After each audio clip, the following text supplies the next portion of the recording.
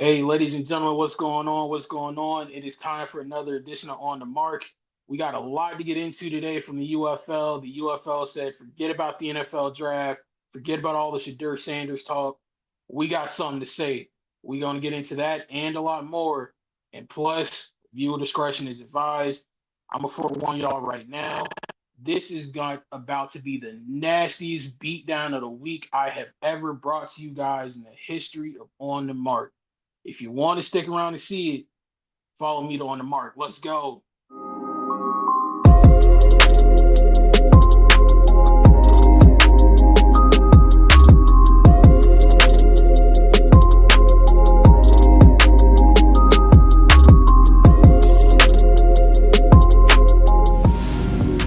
On the Mark with Young Mark is brought to you by the Real to Sports Podcast.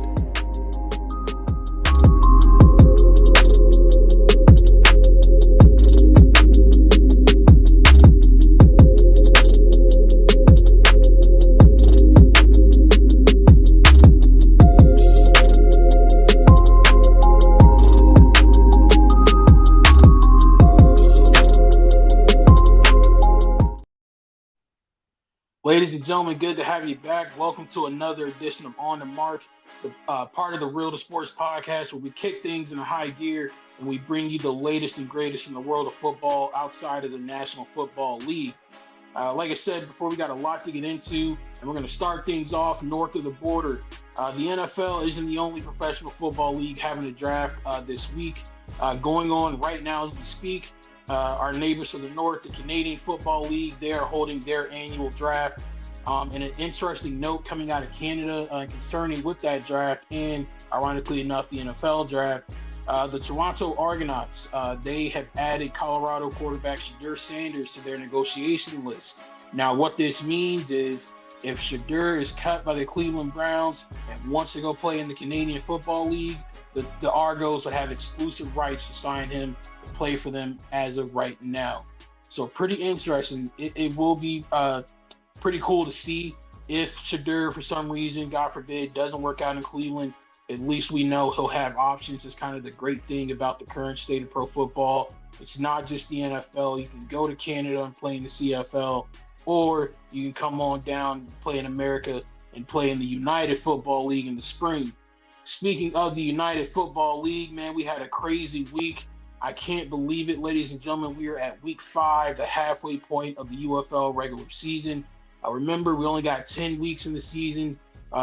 After week 10, the top 2 teams in the USFL conference will play for the USFL championship. Top 2 teams in the XFL conference will play for the XFL championship. The winners of those 2 games will go on to play for the UFL championship. Speaking of the UFL championship, nobody knows as much about winning that trophy as the reigning, defending 3-time spring football champion Birmingham Stallions, aka the host favorite team. But they ran into a little bit of a buzzsaw Friday night. So if you weren't checking out rounds 2 and 3 of the NFL draft, you saw a spring football classic. The previously winless Memphis Showboats, they went on the road and upset the defending champion Birmingham Stallions. Memphis looked to avenge. They looked to avenge their previous losses earlier in the season, and they were fresh off losing head coach Ken Wisenhunt for the second time this season. This time it looks like he's gone for good. And Memphis, to their credit, despite all of that, they took advantage of another slow offensive start from Birmingham, and they jumped out to an early 11-3 lead. Birmingham looked to end the first half with some points, so I don't know why they did this, but hey, I'm not a head coach. Birmingham decided to go for a 63-yard field goal. The kick was short, and the Showboats return man, Isaiah Henney, said, I'm going to make history today. And Henney took the return 63 yards to the house for a Memphis touchdown. And as the old saying goes, anything is possible. But before Memphis could start celebrating and start thinking they had the win locked up, in the third quarter and also throughout the second half, Case let him cook. Cookus got going. Chef Case, he hit tight end Jordan Thomas for a beautiful rainbow pass for a touchdown in the third quarter. And then late in the fourth, he finds wide receiver Marlon Williams in the back of the end zone for another touchdown. You mix that in with the Stallions defense that came to life in the second half as well. They limited Memphis to just 3 points the rest of the game in regulation, and the Stallions were right back in it. But notice how I said regulation. With both teams tied at 20 at the end of the fourth quarter, the game ended up going to overtime. And before we go any further, I just want to say for the record, the UFL has the greatest overtime rules in all of football. In this league, overtime is a best 2 out of 3 series. Offenses line up at the 5-yard line and get 3 attempts to put it in the end zone. Memphis hit on their first attempt and their third attempt to win the game 24-20. And in my opinion, every level from high school to the NFL needs to adopt these rules. It's entertaining for the fans. It puts the game in the hands of the players and not someone getting lucky by kicking a field goal or scoring a quick touchdown. The game's decided by your best players going at it 2 out of 3 times. And best of all, it doesn't take all that long to conclude. So shout out to Memphis and Birmingham. They played a really great game. And getting back to the victorious Memphis Showboats for a second, you're winless on the season, like I said, and you just lost your head coach for the second time this season. Not going to lie, in just about every other sports league, a team going through all of that probably would have just given up. They probably would have just phoned in the rest of the season and said, to hell with it, I'm going to Cancun or something like that. But not Memphis. The Showboats showed up and they showed out on Friday. Offense, defense, even special teams. Memphis showed up ready to play Friday, and they got a much-deserved W in the process. So I give a tip of the hat to the Showboats and go Boats. From the Birmingham side of things, one, the offense has to get off to a much faster start. It's crazy how right when all the other offenses in the league are figuring it out and putting up a ton of points, the Stallions have yet to join the party. They have the quarterbacks, they have the playmakers on offense, and most of all, they have the coach. And I feel like if they want to defend their title and go for that 4th straight championship, they're going to have to come out the gate swinging. And on a personal note, just speaking to all the fans out there in the great state of Alabama, Birmingham and the surrounding areas, I'm officially putting you guys on notice. Real talk. I'm calling all of you out. The Stallions are a very, very good football team. They represent your city proudly, and they play really, really good football. They've won a championship 3 straight seasons, back-to-back-to-back championships.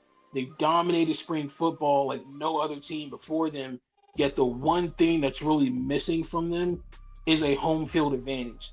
They are the only team that I can think of in professional sports that wins time and time again, yet fans still don't show up to the games. This has got to get better. This has got to improve, in my opinion, because word on the UFL streets is Birmingham might lose their team if the attendance doesn't improve. They might be relocated either somewhere else in Alabama or to another city and state entirely. Birmingham and Alabama as a whole doesn't have a lot going for it in the way of professional sports. Spring football has come back there and given them an opportunity to have a professional sports team time and time again. I think it's about time that Alabama gets out there and supports their defending champion team. Shout out Philly G. I see, man. I feel like Alabama, you guys should be supporting this team like how you support the Tide and the Tigers. But hey, what do I know? Speaking of football, we're going to get back to it for a second here. This next game, Michigan and St. Louis, man, this felt like a playoff football game, boy. It was chippy. It was nasty. The teams are going back and forth, and nobody wanted to say die. It was a game to remember. So remember earlier how I said you need to come out the gate swinging? Well, Michigan did just that on Saturday, and they went blow for blow in a heavyweight fight with St. Louis. Bryce Perkins furthered his case for league MVP with a very impressive day. He finished the day. Let me get his stats here real quick. Bryce Perkins started the game off. I will say he started the game off 11 for 12, 104 yards, and he threw a touchdown. But in a mind-boggling decision that I will never understand as long as I live, head coach Mike Nolan of the Panthers decided to pull Bryce Perkins, even though he was red hot, uh, Coach Nolan pulled him from the game and replaced him with backup quarterback Danny Etling. What does Etling do? He gets in the game and he throws an interception. That would come back to bite them, as unfortunately Michigan would lose in a close one, 27-32 to the Battlehawks. Like I said, Bryce Perkins, he had a day.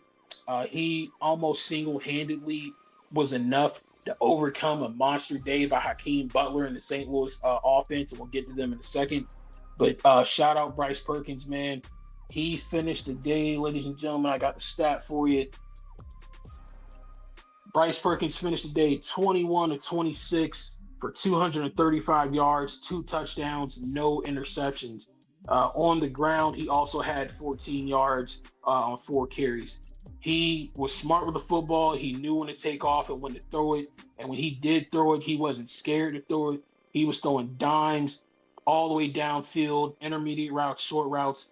Bryce Perkins played really smart, disciplined football. And in my humble opinion, he deserves to be the starting quarterback going forward. No questions asked. Danny Etling should only see the field if the game is out of hand and he just needs to basically play in garbage time, or if, God forbid, Bryce Perkins were to get hurt. But there is no reason why Bryce Perkins should be taken out anymore this season. But on the other side, St. Louis, not to be outdone, and Philly G is mentioning it, St. Louis quarterback Max Duggan reminded people why he was the runner-up for the Heisman Trophy a few years ago. He was literally, and I do quite literally mean literally, the driving force behind a high-powered Battlehawks offense. He used his legs on 10 carries for 70 yards and 2 touchdowns. And I feel like as long as St. Louis is playing a team not named the DC Defenders, they seem to be able to run the ball at will. They've been doing this all season long. So when you have them running the ball this well with both the running back Sailors and now their quarterback Max Duggan, the last thing anybody wants to see, last thing anybody in spring football wants to see coming out of St. Louis is old number 88 making his presence felt again. But unfortunately, that's exactly what happened. Hakeem the Dream Butler had himself a day, ladies and gentlemen. When you finish the game with 2 catches for 124 yards and 2 touchdowns, if you want to drop a mother F-bomb on live TV, that's fine by me. I ain't going to be the one to tell that man no. He had his way with that Michigan defense. The cornerback Turner did fall down on one of those plays, but hey, that's just the way it goes. He got out-muscled by Hakeem Butler, and Hakeem put him on the ground and scored a touchdown. So despite everything that Hakeem Butler and Max Duggan did, I still confidently believe if Mike Nolan didn't take Bryce Perkins out of that game, Bryce Perkins would have led Michigan to victory, but it just wasn't meant to be. Like I said, I hope Coach Nolan ends this strange obsession with running a 2 quarterback system. It just got to stop. Now, getting into some serious news here for a second. After this game, video was released online that showed Michigan wide receiver Samson Nakua getting into a verbal altercation with a Battlehawks fan in the stands. Samson is then seen in the video reaching up and slapping the fan in the face before jogging off to the locker room. Nakua is suspended and must sit out next week as the Panthers look to bounce back from the tough loss in Week 6. This is very bad for multiple reasons. Number one, just speaking on behalf of myself and not anybody else at the Real Sports Podcast, as much as we want to say players shouldn't put their hands on fans, fans should also be held to the same standard of don't come out here and say whatever you want to say to these grown men. These are still men. They're still human beings. They still have feelings. So watch what you say, because you're going to say the wrong thing to the wrong player, and results like what we saw on Saturday are going to happen. The reason why I don't like this is because it's a bad look for not only Samson Nakua himself, but it's also a bad look for his brother, because every time the story is getting picked up by a major news outlet, it's reading Puka Nakua's brother slaps a fan. It's a bad look for Samson. It's a bad look for Puka, and most importantly, it's a bad look for the UFL. We don't need this kind of stuff going on, especially when you have a really competitive and a really fun game. You don't want to have it end on a note like that. But Puka Nacua is suspended 1 week without pay, and he will miss Michigan's Week 6 game against the DC Defenders.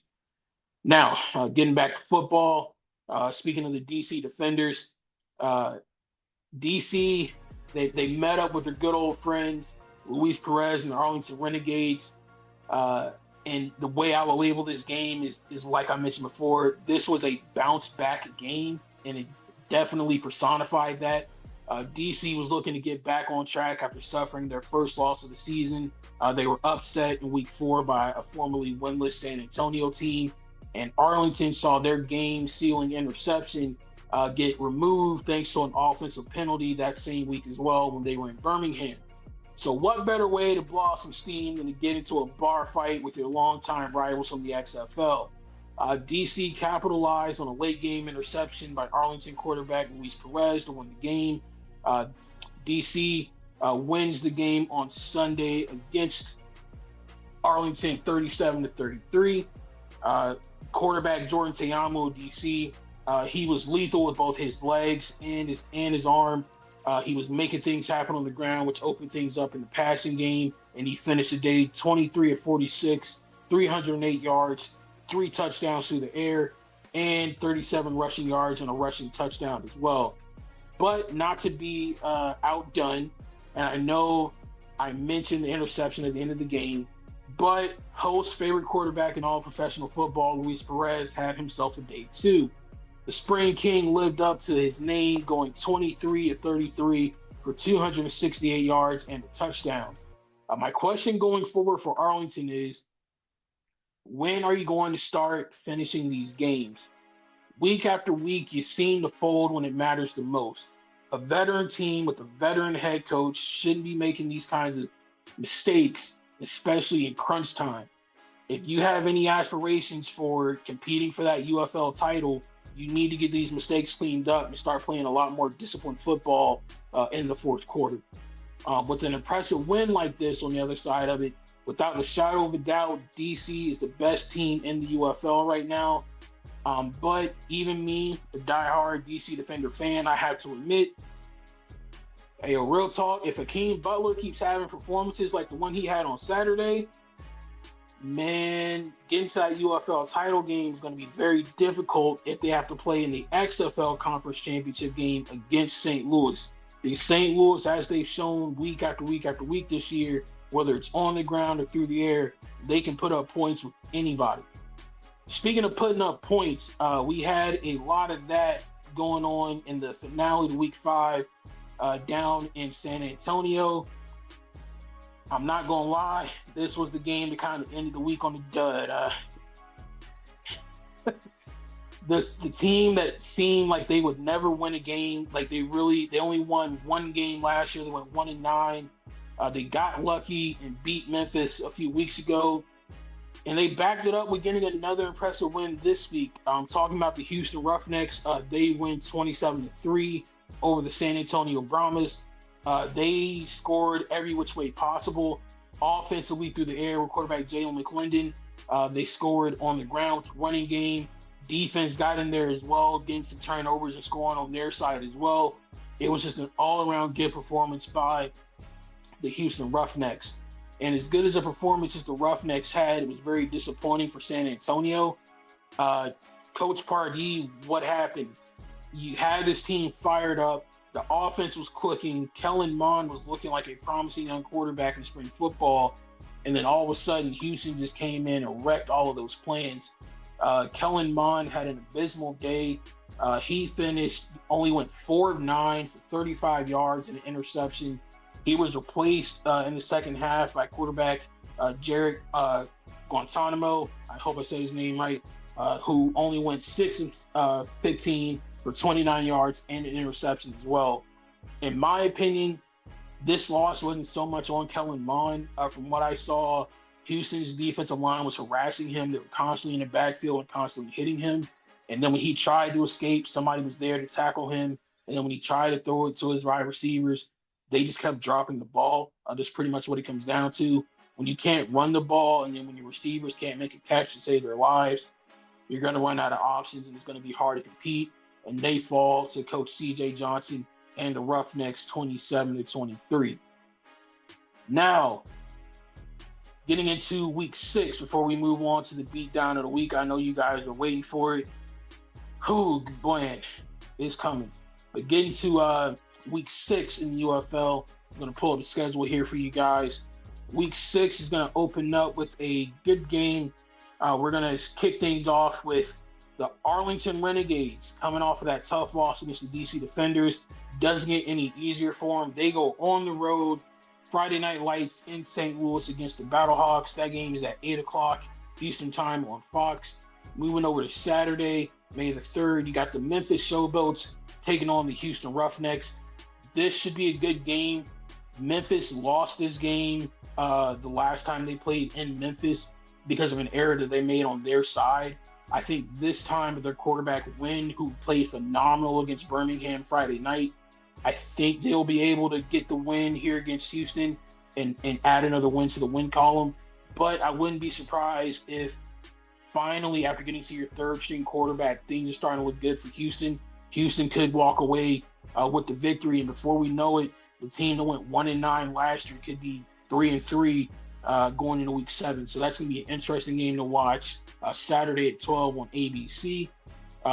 Moving over to Sunday, the DC Defenders, the 4-1 DC Defenders are going on the road to play the Michigan Panthers.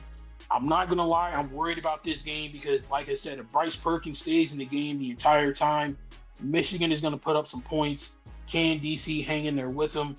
Can their defense step up and hold the Michigan offense to minimal damage? It's going to be pretty good to watch. I think that'll sneakily be the game of the week. That goes down at 12 noon Sunday on ESPN2. And to wrap up week 6 over on Fox, Sunday at 4 p.m., we got the San Antonio Brahmas against the Birmingham Stallions. After what we saw last week, I'm not sure what to make of San Antonio. I feel like they better bring their A game because if they don't, Case Cookus and the Birmingham Stallions will run away with this one. So it could get out of hand early, but if we get a repeat of the San Antonio team that we saw in week 4 when they upset DC, or the one that performed in week 3, then they might be able to give Birmingham a game. But either way, I still got Birmingham winning that one. So we've reached the point where everybody's been waiting for. It is time for the beatdown of the week. I'm going to ask my main man, the host, to go ahead and join me out here real quick because beatdown of the week ain't the same without my dog. Hey, host, how you doing? What's up, brother? Hey, What's man, up, brother appreciate you Bang? joining me here. Yes, sir. Now, if you guys remember, we've done the beatdown of the week for a while now, and host, I can't lie to you, man. I kind of miss the days when a good beatdown of the week was like 56-0 or 60-something to 3. Man, we ain't in Kansas no more, my friend. There is a beatdown that went down the other night, and the best way I can describe it, man, this was gas station bathroom levels of nasty. No exaggeration. Friday night, while the draft was going on and while the game in Birmingham was going on, there was a third football game on over on Vice. In Albany, New York, the Albany Firebirds took on the Corpus Christi Tritons. Host, can you show the good people at home what the score was at halftime, please? Mind you, this is halftime. This isn't even the end of the game. This is just halftime. Host, do you want to read that score to the people? Oh my God. The Firebirds 79 to the Tritons 0 at halftime. This is halftime. Mind you, ladies and gentlemen, these are grown men who train to play football and get paid to play football. This isn't some random high school game in Texas. This isn't some D3 college football game in NCAA. No, this is professional football. Yeah. This Wow. right here will forever be the most embarrassing beatdown of the week I have ever given you guys. without any further ado, host, the final score to this game: Albany Firebirds 100, Corpus Christi Tritons 12. Oh This my game God. ended 100 to 12. Oh, I have to wait a ask minute. you, my friend, what's going through your mind after hearing a professional football game ended with a final score of 100 to 12? Oh, you know what, Mark? Uh, this is what I would say to the entire coaching staff. Yeah! Hold on. Hold Get on. out of here. It gets worse, brother. It gets worse. So it wasn't the coaches who were fired, it was the players who were fired. So if you've been following On the Mark for a long time, you know I've been reporting on the constant financial issues that various teams in the Arena Football League have been having here lately. Corpus Christi was the 2025 version of this. Player staged a walkout because they weren't being paid. One player literally quit by folding up his uniform and leaving it outside his hotel door. What? So Like Corpus food? Christi, yes, literally like folded up his uniform and his cleats and everything, left it outside his hotel door, and said, "I'm out."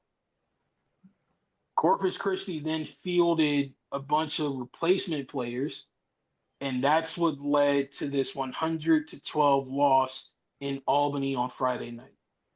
So, having known that, host, I gotta ask you, what's a worse? Like, what looks worse for Corpus Christi? The fact that you had players walk out on you because you weren't paying them, or the fact that you lost 100 to 12 on national TV, mind you? Walking out is really bad. That is the worst. I mean, the 100 will come and go. I mean, that right there, it happened. That time will heal that. But your players Will leaving? time heal that though? You a Yeah. professional football player, you lost 100 to 12. Yeah, but you got beat so bad that your players left. Your players.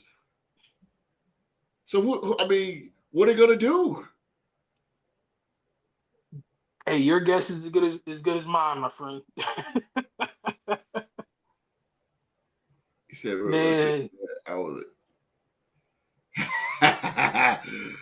You know what, that man? quite literally was some Philly G level stuff on a video game. I never thought I would see on any level of football a team score 100 points in regulation. And they scored 100 even. So they trying to make a statement. They When you did score this in 100 a even. professional football game. Like that's the Right. part that's blowing my mind the most. This isn't high school. This is pro This is football, arena. bro. This is arena, right? Arena. Yeah. I went to Greensboro Cobras game a few years ago, and they played a team RIP to the or Cobras. Facts. God, I'm gonna miss them. But Yeah. they played Orlando. I remember that. And I kid you not, they was beating them like 73 to nothing. And I was like, oh my God. Like this is was I think the final score was like 81 to like 13 or 7 or something like that. It was atrocious. Like arena football is just dying to death, man. It's dying to death bad. Look at the stand, Mark. Look at the people in the stand. Look at that. Look at that in the background. That's And that's the ridiculous, home man. game for Albany. Like the stadium that you're looking at, ladies and gentlemen, that's the home stadium of the team that's up 79 to nothing. It's But crazy. so like host, I gotta ask, like if Yes, the sir. Raiders were up 79 to nothing on the Chargers, are you gonna stay the whole game and watch it, or are you gonna go? I'm staying the whole game. I'm staying the whole game. First of all, our tickets is insane. They're Yeah. mortgage. They're like 2 mortgages put together. So Yeah. I'm staying the same game. But I know I got to go all the way. Win or lose, you're a fan. You go all the way, man. Sure. I think me and you talked about this about as far as arena football, and it just really needs to get. It's some really, ladies and gentlemen, and Mark and I have to co-sign what Mark said about Birmingham. He is exactly right, man. Though these games right here, just because they're not NFL, does not mean they're not good. These are great games, and these are good athletes out here, man. They really deserve some kind of notability for themselves, man. And I really wish that people can come out and actually see these guys. I mean, these guys are professional athletes. Just because they're not playing for the NFL does not take away that these guys can play football. There've been some good games, man. There some really, really exciting games. Man, 100 though, bro. That is the worst. That is the worst beatdown you have ever brought to this show, bro. How can you stay out there for 100 points? How can you suffer that defeat? Would you have forfeited at halftime if you were the head coach? Might as well. Your staff leaving too. Your players leaving too. What are you going to do? I just wonder, like, what is the halftime speech like in a locker room where you're down 79 and nothing? Yeah, and you talking to players. You only got 8 players in the locker room. Look, guys, this is what we got to do. We got to come out here. We got to bust them. Oh, God. Okay, everybody, all 8 of you guys, hands up. Y'all ready? Jeez, man. Hey, man. That's the way professional sports goes. Like Pop said on Friday, man. You win some, you lose some, but you live to fight another day.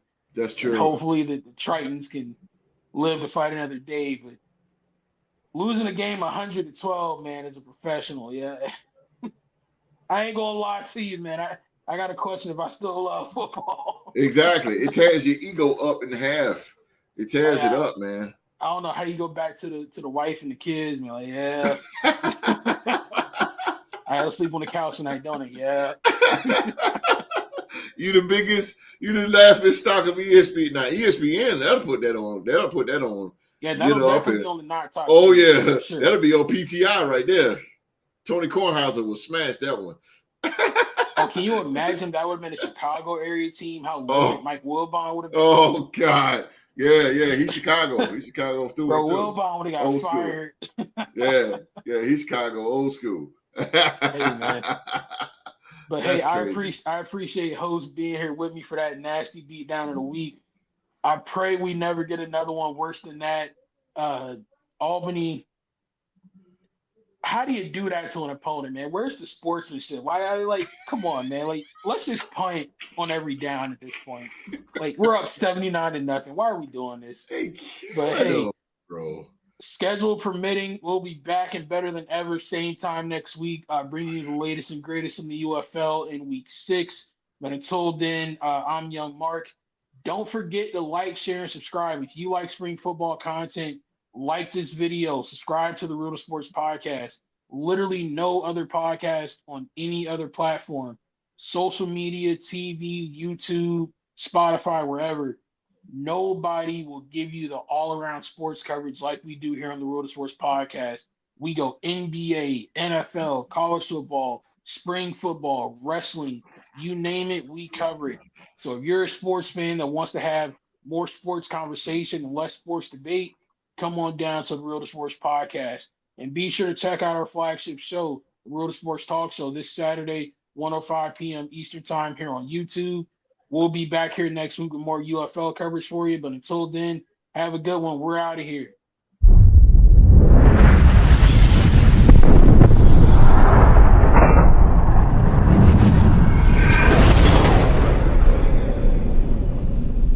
On the Mark with Young Mark is brought to you by the Real to Sports Podcast.